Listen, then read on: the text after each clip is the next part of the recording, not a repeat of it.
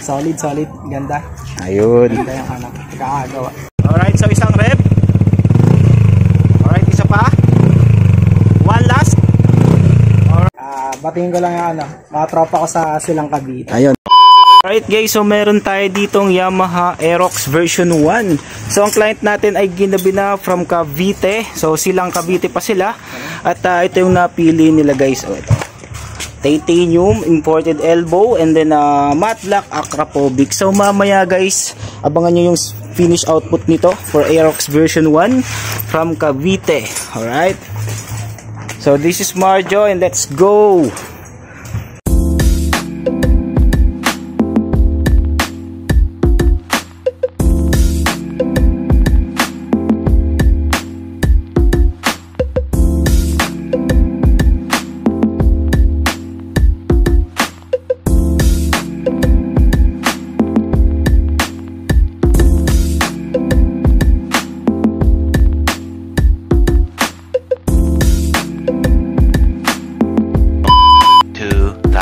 Years later.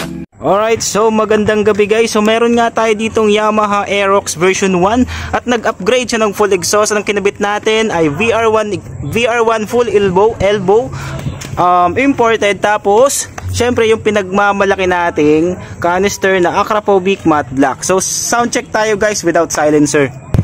Alright, so isang rep. Alright, isa pa. One last.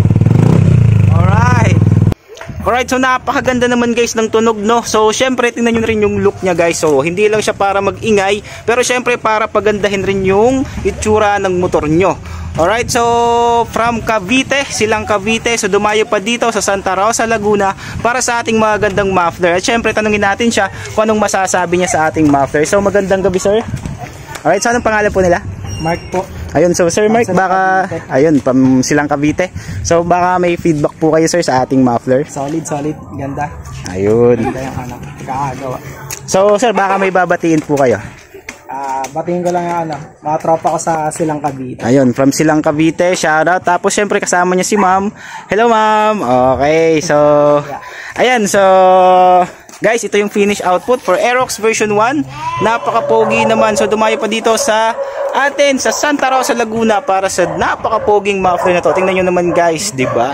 So only here guys at Marjo Accessories and Mufflers located at Metro Vincent Division, Pook, Santa Rosa City, Laguna. So bebe, hello. Alright, so let's go.